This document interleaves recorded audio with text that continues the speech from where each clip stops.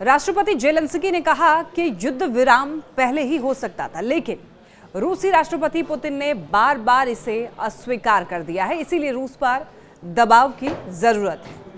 उन्होंने कहा कि युद्ध विराम पहले ही हो सकता था, लेकिन ये मॉस्को है जिसने 11 मार्च से युद्ध विराम से इनकार कर दिया है। यूक्रेनी राष्ट्रपति जेलेंस्की ने शनिवार को कहा कि हाल ही में क्रीवी रिह में रूसी हमलों में मरने वालों की संख्या 16 तक पहुंच गई है, जिसमें 6 बच्चे शामिल हैं, जबकि खार्किव में ड्रोन हमले के बाद 5 अन्य मारे गए हैं।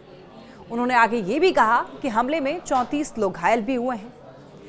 दरअसल एक्स पर एक पोस्ट शेयर करते हुए जेलेंस्की ने यह लिखा कि रूसी मिसाइल हमले के बाद क्रीवी रिह में बचाव अभियान चल रहा है और अब तक 16 लोगों की मौत की पुष्टि हुई है, जिनमें 6 बच्चे शामिल हैं।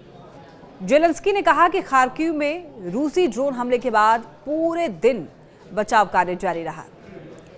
6 शायद ड्रोन से जानबूझकर हमला किया गया है और दुख की बात यह है कि 5 लोग मारे भी गए हैं। 34 घायल भी बताए जा रहे हैं। सभी परिवारों और प्रियजनों के प्रति मेरी संवेदना है, उन्होंने ये कहा है।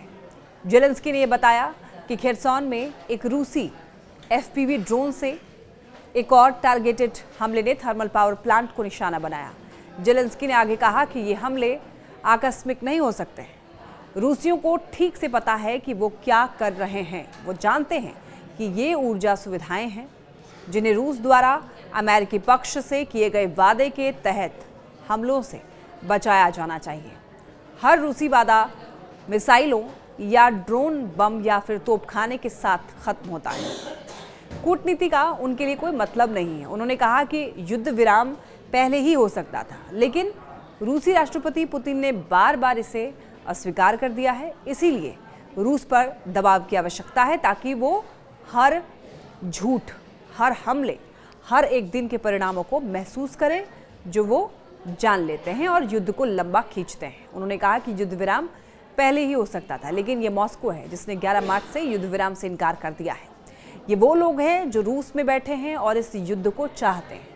ये साफ है कि रूस को केवल बातचीत से शांति के लिए मजबूर नहीं किया जा सकता। इस बीच 23 से 25 मार्च तक अमेरिका ने सऊदी अरब के रियाद में रूस और यूक्रेन के प्रतिनिधिमंडल के साथ चर्चा की।